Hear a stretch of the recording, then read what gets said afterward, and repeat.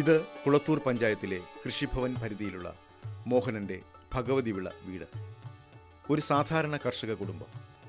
2 പശുക്കൾ, 5 ആടുകൾ, 100ഓളം നാടൻ മുട്ടക്കോഴികൾ. ഇവിടെ 48കാരനായ മോഹനനും ഭാര്യ ബീനയും വിദ്യാർത്ഥികളായ സജിതയും സജിനും മാത്രം. 4ാം ക്ലാസ് വരെ മാത്രം പഠിച്ച മോഹനൻ പട്ടിണി മാറ്റാൻ 12ാം വയസ്സ് മുതൽ അച്ഛനോടൊപ്പം കൂലിപ്പണി ചെയ്തു. ജോലിയില്ലാത്ത ദിവസങ്ങളിൽ സ്വന്തം സ്ഥലത്ത് ചെറിയ കൃഷിപ്പണി തുടങ്ങി. ക്രമേണ കൃഷിയിൽ ആകൃഷ്ടനായി. നാട്ടിൻപുറങ്ങളിൽ സാധാരണയായി ചെയ്തു വരുന്ന കൃഷിരീതികൾ മനസ്സിലാക്കി. കണ്ടറിഞ്ഞ കൃഷിരീതികൾ സ്വന്തം കൃഷിസ്ഥലത്ത് നടപ്പിലാക്കി.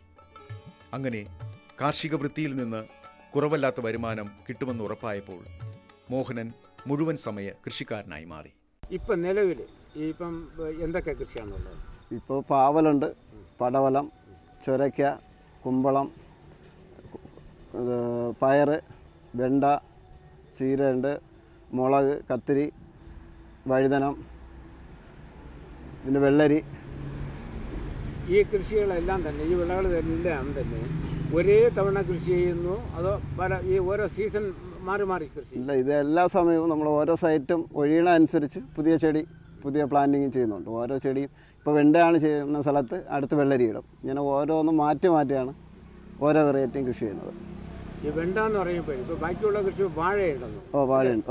വാഴയിൽ ഏതൊക്കെയാണ് ഉള്ളത്? വാഴ, കപ്പയുണ്ട്, നേന്ത്രനുണ്ട്, കിൻഡലേത്തനുണ്ട്, മലകണ്ണയുണ്ട്, രസകദളി, മോറീസ, പിന്നെ ആറ്റിച്ചിങ്ങ, ഇങ്ങനെ ഇത്തിരി ഇനങ്ങളുണ്ട്. ഈ കിഴങ്ങ് വർഗ്ഗത്തിൽപ്പെട്ട ഏതൊക്കെയാണ്? കിഴങ്ങ് വർഗ്ഗം മരിച്ചിനിയുണ്ട്, കാച്ചിൽ, നെനകിഴങ്ങ്, കൂവക്കിഴങ്ങ്. ഇതെല്ലാം വിളവെടുത്ത് കഴിഞ്ഞു അല്ലേ? അപ്പോൾ അതേ സമയത്ത് ഈ കൃഷി ഇപ്പം പ്രധാനമായിട്ട് ഇന്നിപ്പോൾ എന്തൊക്കെയാണ് ആദായമുള്ളത്? ഇപ്പോൾ ആദായമുള്ളത് പയറും വെണ്ടയുമാണ് ഇപ്പോൾ വിളവെടുത്തുകൊണ്ടിരിക്കുന്നത്. ബാക്കിയുള്ളതെല്ലാം വിളവെടുത്ത് ഒരാഴ്ചയൊക്കെ ആയതേ ഉള്ളൂ വിളവെടുത്ത് തീർന്നിട്ട്. ഈ വെണ്ട കൃഷിയിൽ ഒരു പുതിയ രീതിയാണ് ഇവിടെ അവലംബിച്ചിരിക്കുന്നത്. ഇത് എവിടെ നിന്നാണ് ഇത് പഠിച്ചത്? ഇത് പാലക്കാട് പെരുമാട്ടിയിൽ പോയപ്പോൾ അവിടെ ചെയ്തിരിക്കുന്ന കൃഷി രീതി കണ്ടാണ് പഠിച്ചത്. ആത്മയുടെ ഒരു ടൂർ പ്രോഗ്രാം ഉണ്ടായിരുന്നു. അപ്പോൾ ആ സമയത്ത് അവിടെ പോയപ്പോൾ അവിടുത്തെ കൃഷി രീതി, അവിടെ കള നിയന്ത്രിക്കാനും ഈർപ്പം നിലനിർത്താനും, പിന്നെ നമുക്ക് ഒരു പ്രാവശ്യം ചെയ്തു കഴിഞ്ഞാൽ 1 വർഷം വരെ ഇത് ഈ ചുവട്ടിൽ തന്നെ ഇടഭാഗത്ത് പുതിയ ചെടി വെച്ചുകൊണ്ടിരിക്കാം. അപ്പോൾ ആ രീതിയിലാണ് ലാഭകരമാക്കുന്നതിലേക്ക് വേണ്ടിയാണ് ഈ കൃഷി തുടങ്ങിയത്. ഇതിനൊരു തുടങ്ങുന്നതിനും ഒരു സാങ്കേതികമായിട്ടുള്ള ഒരു സഹായം വേണമല്ലോ, ഒരു ഉപദേശവും കിട്ടണം. അത് എവിടെ നിന്നാണ് കിട്ടുന്നത്? അത് നമ്മളെ കൃഷിഭവനിൽ കൃഷി ഓഫീസറാണ്, വിക്ടർ എന്ന് പറയും കൃഷി ഓഫീസർ. അങ്ങേരെ ഫീൽഡിൽ ഏത് സമയമായിരുന്നാലും ശരിയാണ്, വിളിച്ച് പറഞ്ഞാൽ ഉടനെ എത്തുകയും നമ്മളെ ഫീൽഡിൽ മറ്റ് കർഷകരെയും കൊണ്ടുവന്ന് പഠിപ്പിക്കുവാനും, നമ്മൾ ഏത് രീതിയിലൊക്കെ ചെയ്താൽ നമുക്ക് ലാഭകരത്തിൽ നമുക്ക് കൃഷി പുതിയ രീതിയിൽ ചെയ്താൽ നമുക്ക് നല്ല വളർച്ചയിലോട്ട് പോകാൻ പറ്റും എന്നുള്ള രീതിയിലുള്ള നിർദ്ദേശമൊക്കെ തരുന്നത് കൃഷി ഓഫീസറാണ്. കുളത്തൂർ കൃഷിഭവനുമായി അടുത്ത ബന്ധം പുലർത്തുന്ന ഈ കർഷകൻ ആത്മ പദ്ധതി പ്രകാരം നടത്തിയ കൃഷിയിട സന്ദർശനത്തിൽ പങ്കെടുക്കുകയും തൃശ്ശൂരിലെയും ചിറ്റൂരിലെയും കൃഷിരീതികൾ കണ്ടു പഠിക്കുകയും ചെയ്തപ്പോൾ ചില ആശയങ്ങൾ മനസ്സിൽ രൂപപ്പെട്ടതിൻ്റെ ഫലമായി കൃത്യതാ കൃഷിയിൽ ശ്രദ്ധയൂന്നി. തൃശ്ശൂരിലും ചിറ്റൂരിലുമൊക്കെ വിജയകരമായി നടപ്പിലാക്കി വരുന്ന കൃത്യതാ കൃഷിയെപ്പറ്റി കൂടുതലായി മനസ്സിലാക്കുന്നതിനായി ശ്രീ മോഹനൻ കുളത്തൂർ കൃഷിഭവനിലെ കൃഷി ഓഫീസർ വിക്ടർ രാജുമായി ബന്ധപ്പെട്ടു. ഇത് വെഞ്ചൂറി എന്ന് പറയുന്നൊരു സംവിധാനം വഴിക്കാണ് നമ്മൾ ഈ ചെടിക്കെല്ലാം വളം കൊടുക്കുന്നത്. വെള്ളത്തിൽ പൂർണ്ണമായിട്ടും ലയിക്കുന്ന രാസവളങ്ങളാണ് നമ്മൾ ഇതിനകത്ത് ഉപയോഗിക്കുന്നത്. നമ്മൾ ഈ പൈപ്പ് ലൈനിൽ പാരലായിട്ടാണ് നമ്മൾ കണക്ട് ചെയ്യുന്നത്. അപ്പോൾ ഇത് കറണ്ടൊന്നും ഇല്ലാതെ തന്നെ ഓട്ടോമാറ്റിക്കായിട്ട് വളം ഈ വെള്ളത്തിൻ്റെ കൂടെ കയറിപ്പോകാനുള്ള ഒരു സംവിധാനമാണ് ഈ വെഞ്ചൂറി എന്ന് പറയുന്നത്. ആദ്യമായിട്ട് നമ്മൾ ചെയ്യുന്നത് ഇതിനാവശ്യമായിട്ട് അല്ലെങ്കിൽ ഒരു ദിവസം കൊടുക്കേണ്ട വളം വെള്ളത്തിൽ കലക്കി വയ്ക്കുകയാണ് ആദ്യം ചെയ്യുന്നത്. എന്നിട്ട് ഈ മെയിൻ ലൈൻ അടച്ചുകൊണ്ട് ഇതിൽ വരുന്ന വെള്ളം ഈ വെഞ്ചൂറി വഴിക്ക് നമ്മൾ കയറ്റി വിടുകയാണ് ചെയ്യുന്നത്. അപ്പോൾ ഈ വെള്ളത്തിൻ്റെ ഈ ഫോഴ്സ് കൊണ്ട് ഈ ടാങ്കിൽ നമ്മൾ കലക്കി വെച്ചിരിക്കുന്ന വളം ഉള്ളിലേക്ക് വലിക്കുകയും ഈ സിസ്റ്റം വഴിക്ക് പുരയിടത്തിൻ്റെ എല്ലാ ഭാഗത്തും ഒരേപോലെ എത്തിച്ചേരുകയും ചെയ്യും. അപ്പോൾ ഓരോ വിളയ്ക്ക് നമ്മൾ ഓരോ ഷെഡ്യൂളാണ്. വെണ്ടയ്ക്ക് കൊടുക്കുന്ന വളമായിരിക്കില്ല അടുത്ത നമ്മൾ വഴുതന നടുകയാണെങ്കിൽ അതിന് കൊടുക്കുന്നത്. അപ്പോൾ ഓരോ വിളയ്ക്കും ഓരോ ഷെഡ്യൂളാണ് ഉണ്ട്. അതനുസരിച്ചാൽ ഓരോ ദിവസം കൊടുക്കേണ്ട വളം ഇത്രയാണ് നമ്മൾ കണക്കാക്കിയിട്ടുണ്ട്. അപ്പോൾ ആ കൃത്യമായ അളവിലാണ് നമ്മൾ വളം ഇതിനകത്ത് കൊടുക്കുന്നത്. ഓരോ വിളവെടുപ്പിലും ഒരു ഏക്കറിൽ നിന്നും 80 മുതൽ 100 കിലോ വരെ വെണ്ട ലഭിക്കും. വിപണിയിൽ ഇതിന് 35 രൂപ മുതൽ 50 രൂപ വരെ വിലയും ലഭിക്കുന്നു. ശരാശരി ഒരു ഏക്കറിൽ 1.25 ലക്ഷം രൂപയുടെ ആദായം ലഭിക്കുന്നു. ഇതിൽ 1 ലക്ഷം രൂപ കൃഷിക്ക് ചെലവായാൽ പോലും 3.5 മാസം കൊണ്ട് 3/4 ലക്ഷം രൂപ ആദായമായി ലഭിക്കുന്നു. അതായത് പ്രതിമാസം 1875 രൂപ വെണ്ടയിൽ നിന്ന് മാത്രം ലഭിക്കുന്നു. ഉൽപാദന സ്ഥലത്തു തന്നെ വിൽക്കുന്നതിനാൽ വിപണന പ്രശ്നങ്ങളും ഒഴിവാക്കാനാകുന്നു.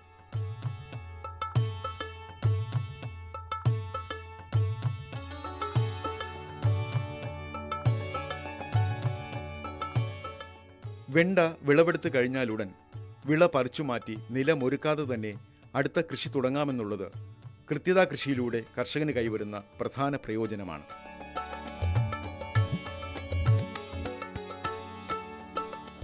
വെണ്ടയിൽ മഞ്ഞളിപ്പ് രോഗം കണ്ടാലുടൻ തന്നെ അതിനെ പിഴുതുമാറ്റും.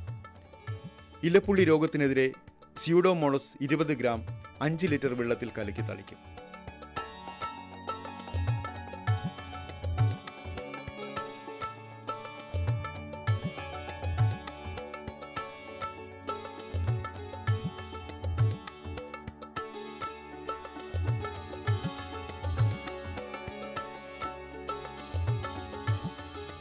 ഇലച്ചുരുട്ടിപ്പുഴു, കായ്തുരപ്പൻ എന്നിവയ്ക്കെതിരെ വേപ്പെണ്ണ ചേർത്ത ജൈവ കീടനാശിനികൾ 5 മില്ലി ലിറ്റർ 1 ലിറ്റർ വെള്ളത്തിൽ കലർത്തി സ്പ്രേ ചെയ്യും. 15 ദിവസത്തിലൊരിക്കൽ ഈ കീടനാശിനി പ്രയോഗം തുടരും.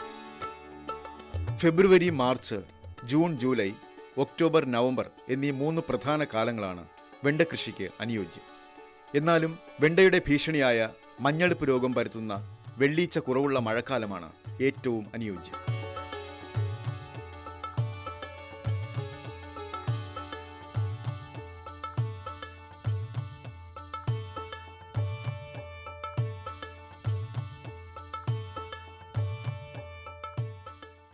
അപ്പോഴിത് ഒരു വെണ്ടയുടെ ആയുസ് എന്ന് പറയുന്നത് എത്ര കാലമാണ് നിൽക്കുന്നത്? ഇത് 6 മാസം വരെ നിൽക്കും. 6 മാസത്തിന് വിളവ് കിട്ടും. നല്ല വിളവ് കിട്ടുന്നതെന്ന് പറഞ്ഞാൽ ഏകദേശം 2 മാസം നല്ല വിളവ് കിട്ടും. അത് കഴിഞ്ഞിട്ട് അല്പം അളവ് കുറഞ്ഞിട്ട് ബാക്കി അത്രയും ദിവസം വിളവ് കിട്ടും. എന്നും വെണ്ടയ്ക്ക പറിക്കുമോ? എല്ലാ ദിവസവും പറിക്കാം. നമ്മൾ അതിനനുസരിച്ച് പറിച്ചാൽ എല്ലാ ദിവസവും വെണ്ടയ്ക്ക പറിക്കാം. വിളഞ്ഞ് നോക്കിയാൽ മാത്രം പറിക്കാം, അല്ലെങ്കിൽ 1.5 ഇടം വെച്ച് പറിക്കണം. സാധാരണ ആൾക്കാർ പറയണ്ട് ഈ വെണ്ടയ്ക്ക പറിച്ചുകൊണ്ടിരുന്നാലേ കൂടുതൽ കാവരുള്ളൂ. വാസ്തുണ്ടോ? അതല്ല, അത് പറിച്ച് മാറ്റും തോറും അതിൻ്റെ പൂ കൂടുതൽ പിടിച്ചോണ്ടിരിക്കും. സാധാരണ ഒരു വെണ്ടയിൽ നിന്ന് എത്ര 100 കാവോളം പറിക്കാം, 100-ലധികം പറിക്കാം. 100 കാ എന്ന് പറയുമ്പോഴേ 100 കാ എന്ന് പറയുമ്പോൾ ഏകദേശം ഒരു വെണ്ടയ്ക്ക് എത്ര ഗ്രാം കാണും? 1 കിലോയിൽ എത്ര കാണും? 1 കിലോയിൽ 20 എണ്ണം വരെ തൂങ്ങും. 20 അല്ലേ? 20 കിലോ തൂങ്ങുമ്പം അതിനുള്ള ഇപ്പോഴത്തെ വില എന്താണ്? ഇപ്പോൾ കിലോയ്ക്ക് 30 രൂപയാണ് മാർക്കറ്റ് വില. അത് എത്ര വരെ കൂടും? 80 രൂപ വരെ പോവും. 80 രൂപ. ഈ എവിടെയാണ് ഇതിൻ്റെ മാർക്കറ്റ്? എവിടെയാണ് മാർക്കറ്റ്? ഇവിടെ വീട്ടിൽ നിന്ന് ആൾക്കാർ വന്ന് വാങ്ങുന്നുണ്ട്. അത് കഴിഞ്ഞിട്ട് തന്നെ നമ്മളിവിടെ പഴയുടെ ഒരു സ്ത്രീയുണ്ട്, അവർ ചാലയിലും മറ്റ് കയറ്റുമതിക്കാർക്കൊക്കെ ഇങ്ങനെ കൊടുക്കുന്നതാണ്. ഇതിൻ്റെ വില യഥാർത്ഥത്തിൽ നിശ്ചയിക്കുന്നത് എങ്ങനെയാണ്? അവരാണ് നിശ്ചയിക്കുന്നത്, ഈ കച്ചവടക്കാർ. 1 ഏക്കർ വേണ്ട കൃഷി എന്ത് ലാഭം പ്രതീക്ഷിക്കുന്നു?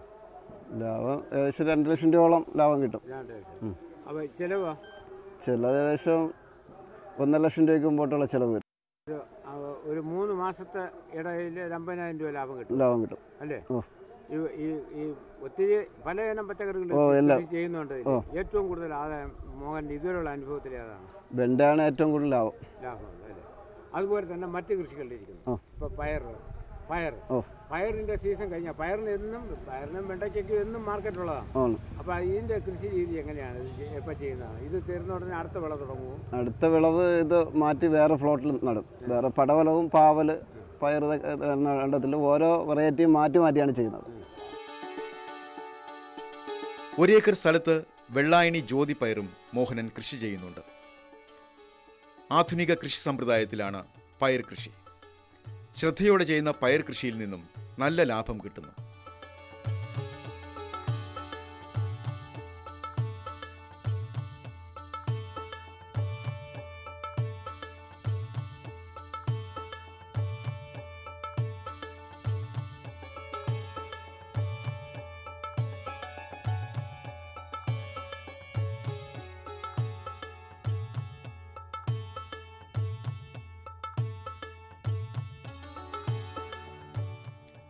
വിളവ് നശിപ്പിക്കുന്ന തത്തകളെ ഓടിക്കാൻ തോട്ടത്തിൽ കെട്ടിയ പാട്ടയിൽ അടിച്ച് ശബ്ദമുണ്ടാക്കുന്ന വിധിയാണ് മോഹനൻ പ്രയോഗിക്കുന്നത്. സ്ഥിരമായി 1/2 ഏക്കർ സ്ഥലത്ത് കോവലും കൃഷി ചെയ്യുന്നുണ്ട്. 5 കൊല്ലക്കാലം ഒരേ കൃഷിയിൽ നിന്നും ആദായം കിട്ടും എന്നുള്ളതുകൊണ്ടും നല്ല വില ലഭിക്കുമെന്നതും ഇതിൻ്റെ മേന്മയാണ്. 3 വർഷം പ്രായമായ ഈ ചെടി ഇപ്പോൾ വിളവെടുത്ത് കഴിഞ്ഞ് കൊമ്പ് കോതി വിട്ടിരിക്കുകയാണ്. ഇതും ജൈവ രീതിയിലാണ് കൃഷി. പന്തലിടാനും മറ്റും ചിലവേറുമെങ്കിലും ശീമക്കൊന്ന കമ്പ് തൂണാക്കി നിർത്തി പ്ലാസ്റ്റിക് ചരടുകൊണ്ട് കെട്ടിയ പന്തലും ചിലവ് കുറയ്ക്കുവാൻ സഹായിക്കുന്നു. നീർവാഴ്ചയുള്ള എല്ലാ മണ്ണിലും കോവൽ വളരും. പ്രായമായ ചെടിയുടെ തണ്ട് വിരൽ വണ്ണത്തിൽ 30 സെന്റിമീറ്റർ നീളത്തിൽ മുറിച്ചാണ് നടേണ്ടത്. കോവലിൽ ആൺ പെൺ ചെടികൾ കാണപ്പെടുന്നതിനാൽ പെൺചെടികളുടെ തണ്ടുകൾ മാത്രമേ നടാൻ തിരഞ്ഞെടുക്കാവൂ. വരികൾ തമ്മിൽ 4 മീറ്ററും ചെടികൾ തമ്മിൽ 3 മീറ്ററും അകലത്തിൽ 60 × 60 × 45 സെന്റിമീറ്റർ അളവിൽ കുഴികളെടുത്ത് ഓരോ കുഴിയിലും 15 കിലോഗ്രാം നന്നായി ഉണക്കിയ ചാണകപ്പൊടിയും 100 ഗ്രാം എല്ലുപൊടിയും ചേർത്ത് മേൽ മണ്ണുമായി യോജിപ്പിച്ച് കുഴി നിറച്ച ശേഷം വള്ളികൾ നടണം. മഴയില്ലെങ്കിൽ തണ്ട് മുളയ്ക്കുന്നതുവരെ നനയ്ക്കണം. ഇവിടെ സ്പ്രിംഗ്ലർ കൊണ്ടാണ് നനയ്ക്കുന്നത്. വള്ളി വളരുന്നതിനനുസരിച്ച് പന്തലിലേക്ക് കയറ്റിവിടണം. 3-ാം മാസവും അത് കഴിഞ്ഞ് പൂക്കൾ വന്നു തുടങ്ങുമ്പോഴും ചാണകപ്പൊടിയോടൊപ്പം 200 ഗ്രാം വേപ്പിൻ പിണ്ണാക്കും എല്ലുപൊടിയും ചേർത്ത് ചുവട്ടിലിട്ട് ഇളക്കണം. ഒരു വള്ളിയിൽ നിന്നും ഓരോ വിളവെടുപ്പ് സമയത്തും 4 മുതൽ 5 വരെ കിലോഗ്രാം കോവൽ ലഭിക്കും. ഈ വിളവെടുപ്പ് ആഴ്ചതോറും തുടരാം. കീടരോഗബാധകൾ കോവലിന് ഉണ്ടാകാറില്ല. അതുകൊണ്ട് തന്നെ ഇതിനെ നല്ല ജൈവ പച്ചക്കറിയായി പച്ചയായോ കറി വച്ചോ ഉപയോഗിക്കാവുന്നതാണ്. പിന്നെ രോഗകീടങ്ങൾക്കെല്ലാം എന്താണ് ചെയ്യുന്നത്? അതിന് ഇത് വേപ്പെണ്ണ കീടനാശിനിയാണ് ഉപയോഗിക്കുന്നത്. രോഗങ്ങൾക്ക് രോഗം വന്നു കഴിഞ്ഞാൽ സൂഡോമോണസ്, ടൈക്കോർമ. പിന്നെ ഈ രോഗം നമുക്ക് ഉപയോഗിച്ചാൽ മരുന്ന് ചെയ്താൽ മാറാത്ത ചെടികളെ എടുത്തു മാറ്റും. മോഹനെ കൃഷിയെ സഹായിക്കുന്നത് ആരൊക്കെയാണ്? മക്കളുണ്ട്, ഭാര്യയുണ്ട്, അതുപോലെ തന്നെ അച്ഛനുണ്ട്. പിന്നെ മറ്റ് നമുക്ക് കുറേ സുഹൃത്തുക്കളുണ്ട്, സ്ഥിരം പണി കൊടുക്കുന്ന ആൾക്കാരുണ്ട്. പിന്നെ ഫീൽഡിൽ കൊച്ചുങ്ങൾ, സ്കൂളിൽ പഠിക്കുന്ന കൊച്ചുങ്ങൾ വരും. അപ്പോൾ അവർ തന്നെ ഈ രോഗങ്ങളും പുഴുക്കളുണ്ടെങ്കിൽ അതിനെയൊക്കെ പിടിച്ച് കൊല്ലുകയും ഇങ്ങനെയൊക്കെ. വാഴ കൃഷിയിലെ ഏതാണ് ഏറ്റവും ഇഷ്ടപ്പെട്ടത്? കപ്പയാണ് ഏറ്റവും ഇഷ്ടം. പിന്നെ കിൻഡലേത്തൻ. അത് എത്ര കിലോ വരെ കിട്ടിയിട്ടുണ്ട്? കിൻഡൽ 50 കിലോ വരെ കിട്ടിയിട്ടുണ്ട്. മറ്റേ കപ്പയും 40-45 കിലോ വരെ. അപ്പം മോഹൻ്റെ അഭിപ്രായത്തിൽ കൃഷി തീർച്ചയായിട്ടും ഒരു ആദായകരമായല്ല ആണ്. അതേസമയത്ത് ഈ കൃഷിഭവനിൽ നിന്നോ അല്ലെങ്കിൽ വേറെ സർക്കാർ തലത്തിൽ നിന്നോ എന്തെങ്കിലും അംഗീകാരം ലഭിച്ചിട്ടുണ്ടോ? സർക്കാർ തലത്തിൽ, ബ്ലോക്ക് തലത്തിലും പഞ്ചായത്ത് തലത്തിൽ, ജില്ലാ തലത്തിലൊക്കെ ഉള്ള അവാർഡുകൾ കിട്ടിയിട്ടുണ്ട്. പിന്നെ സംസ്ഥാന തലത്തിലും കഴിഞ്ഞ വർഷവും ഫൈനൽ വന്നു.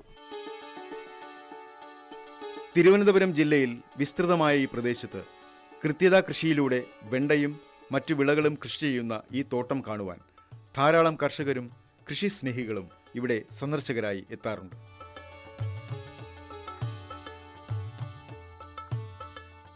പാരമ്പര്യവും ശാസ്ത്രീയതയും കൂട്ടിയിണക്കിയ കൃഷിരീതികളാണ് മോഹനനെ കാർഷിക രംഗത്ത് ശ്രദ്ധേയനാക്കുന്നത്.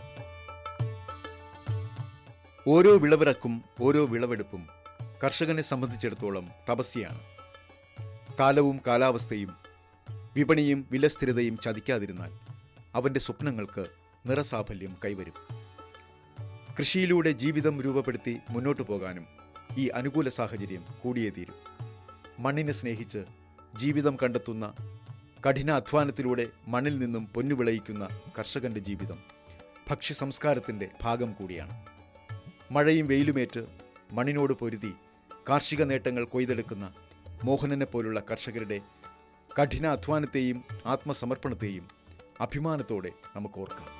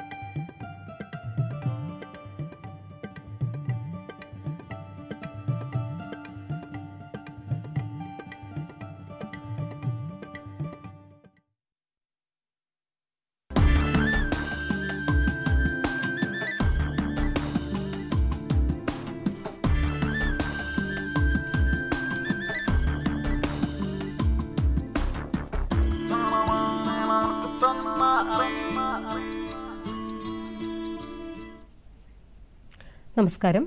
ദൂരദർശൻ കാർഷിക വാർത്തകളിലേക്ക് സ്വാഗതം. പ്രധാന വാർത്തകൾ. കർഷകർക്ക് കൃഷി വിജ്ഞാന ചെപ്പ്. കാർഷിക മാധ്യമ അവാർഡ് ദാനം മാർച്ച് 27-ന്.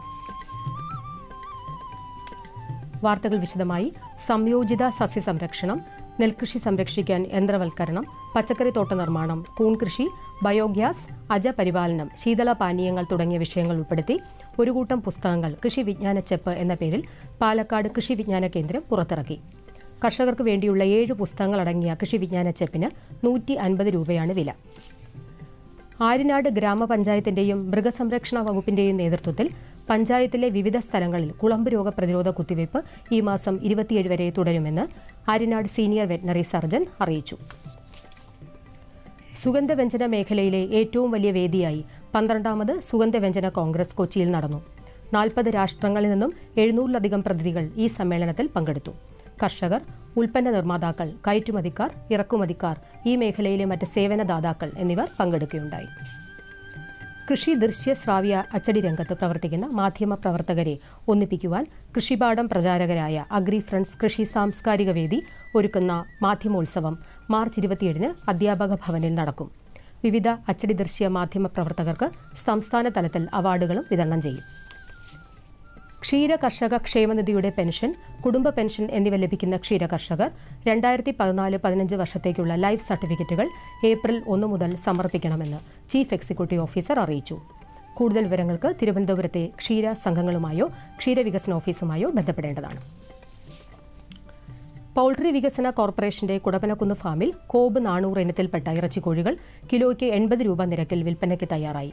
താൽപ്പര്യമുള്ളവർ ബന്ധപ്പെടേണ്ട ഫോൺ നമ്പർ 9650011713. ചെങ്ങന്നൂർ സെൻട്രൽ ഹാച്ചറിയോടനുബന്ധിച്ച് പ്രവർത്തിക്കുന്ന ട്രെയിനിംഗ് ഇൻസ്റ്റിറ്റ്യൂട്ടിൽ ഏപ്രിൽ 7-ാം തീയതി കാട വളർത്തലിൽ സൗജന്യ പരിശീലനം നൽകുന്നു. താൽപ്പര്യമുള്ള കർഷകർ സെൻട്രൽ ഹാച്ചറിയുമായി ബന്ധപ്പെട്ട് മുൻകൂട്ടി പേര് രജിസ്റ്റർ ചെയ്ത നമ്പർ വാങ്ങേണ്ടതാണ്.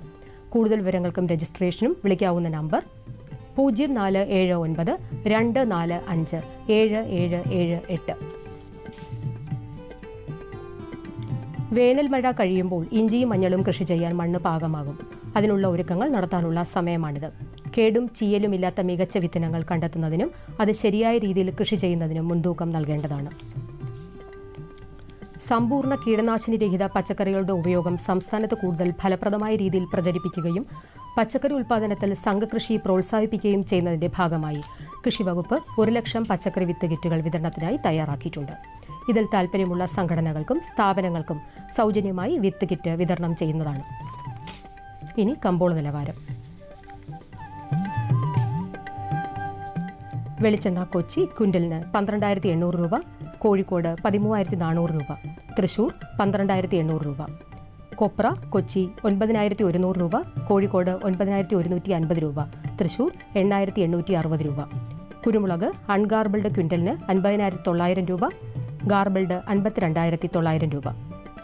ചുക്ക് മീഡിയം 23,000 രൂപ, ബെസ്റ്റ് 24,000 രൂപ. മഞ്ഞൾ സേലം 7,200 രൂപ, ഈറോഡ് 7,500 രൂപ. അടയ്ക്ക പുതിയത് 15,000-നും 16,000-നും ഇടയിൽ. കൊച്ചി റബ്ബർ RSS 5 ഗ്രേഡ് 14,350 രൂപ, RSS 4 ഗ്രേഡ് 14,850 രൂപ. കോട്ടയം റബ്ബർ RSS 5 ഗ്രേഡ് 14,400 രൂപ, RSS 4 ഗ്രേഡ് 14,900 രൂപ. കമ്പോള നിലവാരം കൊച്ചിയിൽ. വെളിച്ചെണ്ണ ക്വിൻ്റലിന് 12,800 രൂപ, ഏപ്രിൽ അവധി 11,995 രൂപ, മെയ് അവധി 11,625 രൂപ, ജൂൺ അവധി 11,380 രൂപ, ജൂലൈ അവധി 11,445 രൂപ.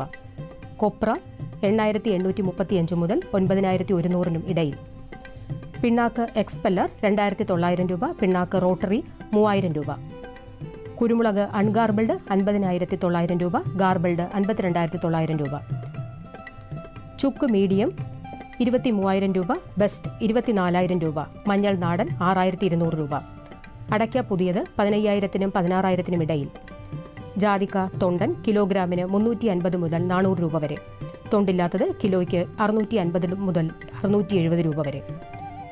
ജാതിപത്രി 800 മുതൽ 850 വരെ, ഗ്രാമ്പു 950 മുതൽ 1,050 വരെ. റബ്ബർ RSS ഗ്രേഡ് 5 14,350 രൂപ, RSS ഗ്രേഡ് 4 14,850 രൂപ. ഒട്ടുപാൽ 10,900 രൂപ, ലാറ്റക്സ് 10,400 രൂപ. കമ്പോള അവലോകനം.